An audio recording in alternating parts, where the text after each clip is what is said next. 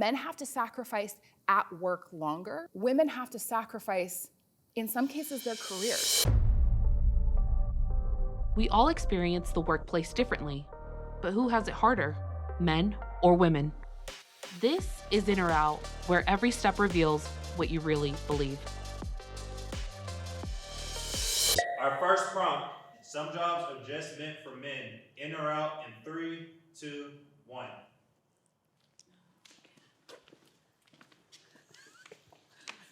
Oh boy. Here we go. Going to the semantics of the question, are there many jobs that are meant for men that women can do? Absolutely. But I do think there are many jobs that where you're seeing like 80, 90% plus that are men that were meant for men. Since we were talking about combat in military, there's certain combat roles that I would trust a man to protect us more so than probably a woman. I'm 5'11". And look, I'm not like a huge, I'm not 200 pounds. So like, I don't know if I'm physically strong, like as strong as like a 6 or 5'11" guy, but there are women that I know who are. And they might be the exception, but if they are physically able to meet the job standards, I think, now I'm not a military person, so maybe this is my ignorance speaking, but ideologically, I say they should be allowed to be in those job categories if they meet the standards. I wouldn't want to do certain jobs that men do very well, but a different woman might want to do that. And I don't think that should stop her in any way. Lots of the qualifications and jobs were set by men. They were never set by women. So that partly is like there's already an exclusion because there wasn't any woman ever saying, here's the standard. An emergency responder, I have a brother-in-law who goes on snowmobiles, and sometimes he has to go rescue people like in an avalanche or whatever, and he has to be able to lift 250 pounds and while he's dragging that while he's getting the snowmobile. And I personally don't know a ton of women, if any, that can do the same jobs. I'm sure there are, I know there are. But that job was, to answer the question, meant for men. Because there's certain things that only men for the most part can do. And I feel the same way on the other side as women. Like, there's certain jobs that I think that women just do way better because of their natural instinct. I have also had 4 brothers who are police officers. And the problem is that we don't use the same metric. It's not the same. They don't do the push-ups the same. They don't have the same amount. My point is that, like, if the metrics were absolutely equal and the same person, everybody can bench press 200 pounds and everybody can do all that, I have no problem with that. But why I'm standing here is the metrics aren't the same. Right, but let's challenge So that. if they To were- be a female officer and a male officer, you don't mind have if to do the exact same thing. Can I make a comment But as as a minimum, someone who's, like I said before earlier, has family, and my mother was in the military. She was certainly respected in the streets and at work differently, which is going to allow her to handle and control situations differently. And that's not saying that she can't figure things out and that things can't change, but there are still differences. Yeah, my brother's life was on the line, and he got a backup person, and it was a woman police officer, and he's like, oh shit, this guy's 6'5". I gotta wait for a third person. She can't do that. I still fundamentally agree with what we've been talking about. Like, I think that women shouldn't, or men shouldn't be excluded from whole categories of jobs. Totally agree. But when I was thinking about the question, are there certain jobs that were created for one gender that only really allow one gender to thrive in that job? Absolutely. Traditional gender roles have no place in the workplace. In or out in 3, 2, 1.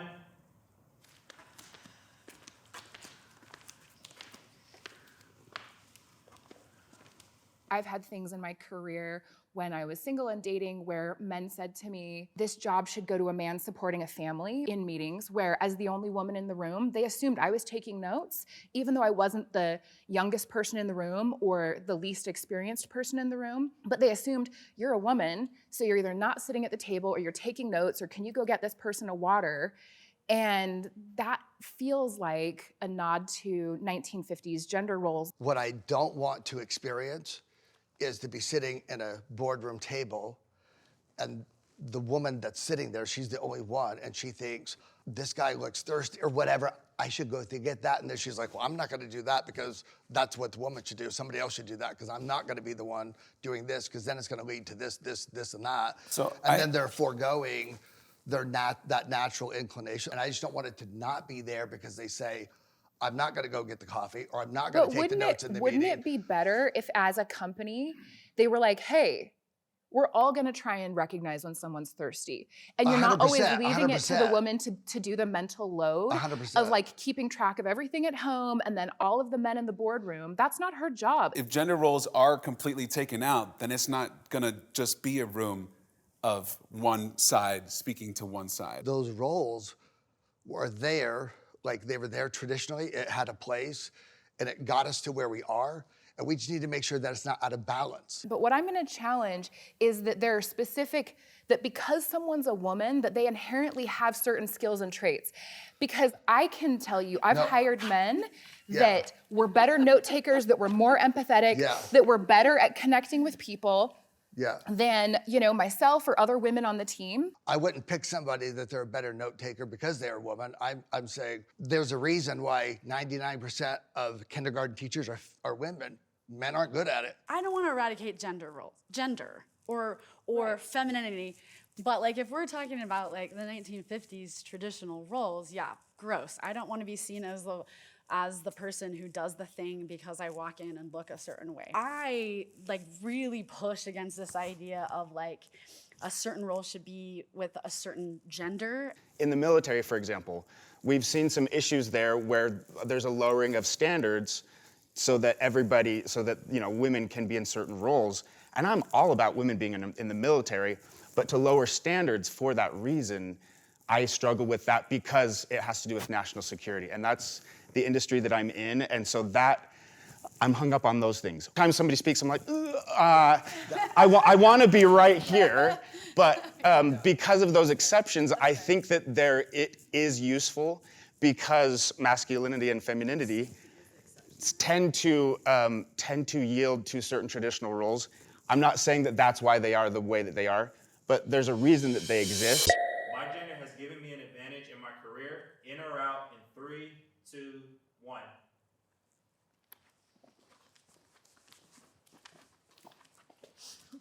My ability to like get paid like for the same amount of work, there seemed to be this like ability for a man at any point to come and ask for more money on the table or to go get another job, that was okay, but if I came and asked for more money on the table or did that, there was sort of like, are you not happy with what you already have? I remember a moment where there was a discussion between me and somebody else who was a woman. I had the family, and so the discussion was leaning towards my favor. But you know, if she was better for the job, she probably should have been the one to get it, not just because I had a family to provide for. And so I think maybe in that way, it has been to my advantage, but maybe not for the best. I've been told a few times I'm in, you know, marketing adjacent or sometimes marketing specific roles.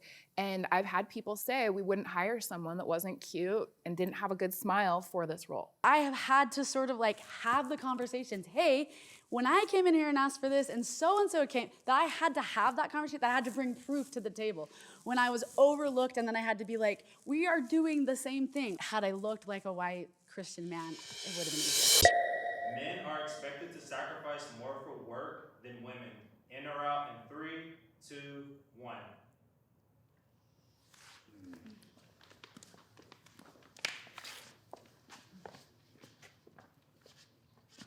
I can bring up an instance. It was at a job, and they wanted us to move around, and only men were being picked out to move around. One of the guys said, I don't want to do that.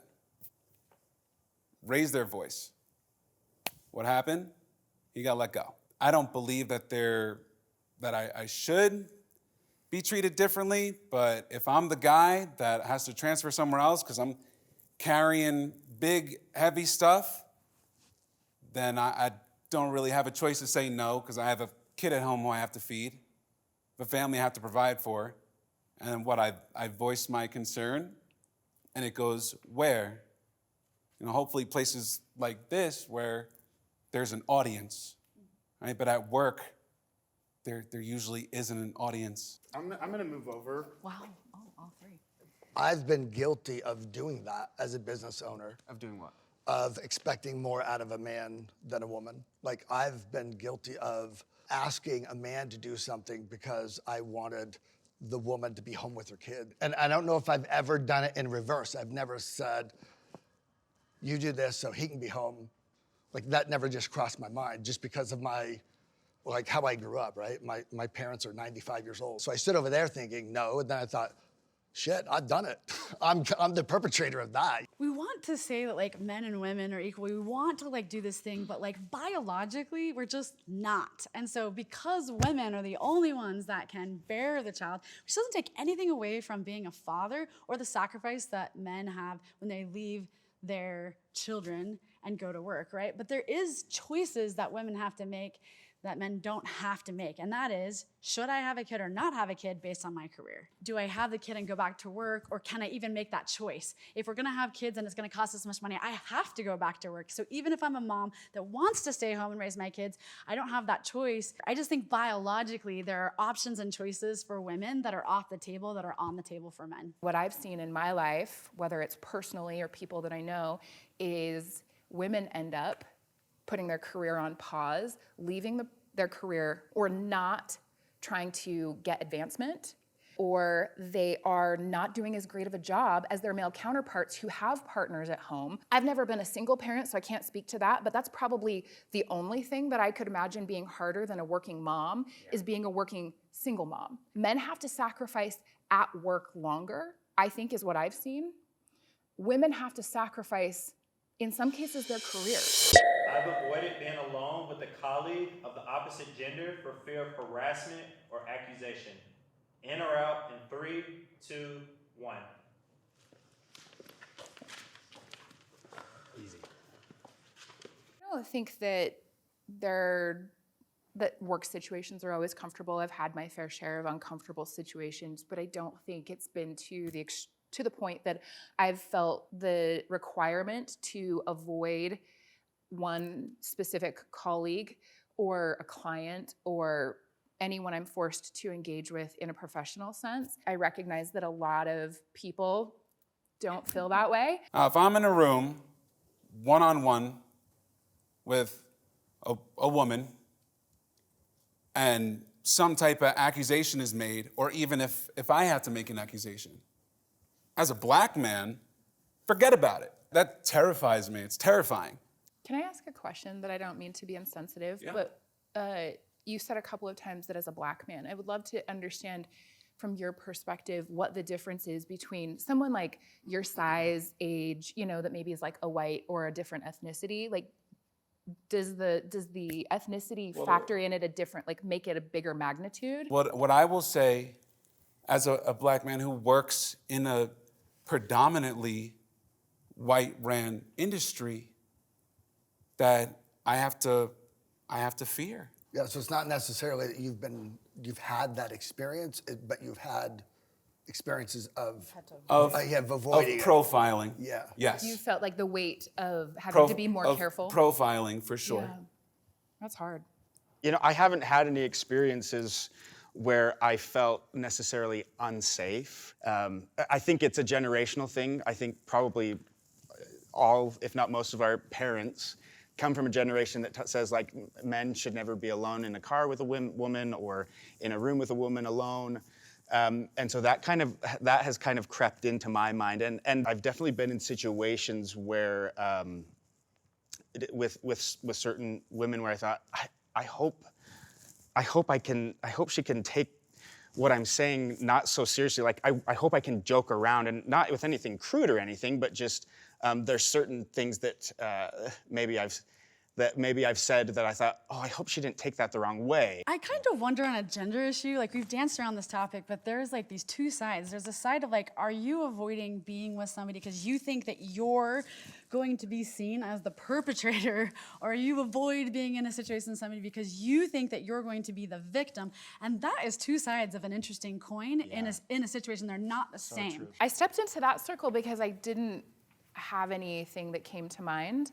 And I think that I have one experience that came to mind where I was like, oh, I guess I technically am in this group. I was a temp worker. I was doing temp stuff in the summers and got a lot of anxiety about going back to a temporary position because there was a guy in the office that just was leering at me all the time.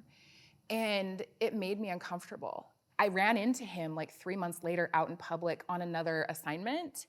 And he like came up to me aggressively in public and was like, why did you leave that job? And it's been long enough that that didn't come to mind, but I guess I'm not out of the, not in the clear.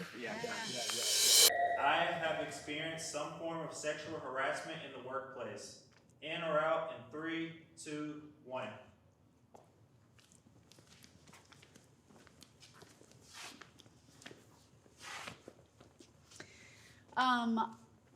I've actually had this a few times. In one of my jobs, this was the problem. Like the person was really funny and they were saying things funny, but they were like kind of sexist remarks. And then they were this, and then they kind of physically got like closer when they were talking to things. And then they kind of did a lean over thing when they were talking to me. So there was like this overpower, and then there was sort of touch. Like the touch was like healthy touch, right? And then it became like not so healthy touch. At any point like that you feel like somebody's crossing a line, it's okay for you to do whatever you need to do about that, right? Like have a conversation. That doesn't always mean you have to go to HR or your boss. Find a safe person, find somebody to talk to, find someone to have a dialogue with about it. But like, yeah, so that's some of my experience about that. So I've received it on the male side and the female side. The willingness to actually make a complaint or file it seems like it was easier to do on the male side than when it happened on the female side. And when it happened on the female side, there was a witness, and that person just turned their cheek, and I couldn't say a thing. I don't want to be labeled as someone either. So if I make that complaint at work, I'm then a liability.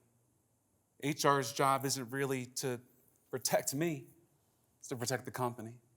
I think the more in-depth training and the more hands-on management is, and the company itself, The culture. the culture will help eliminate those types of situations.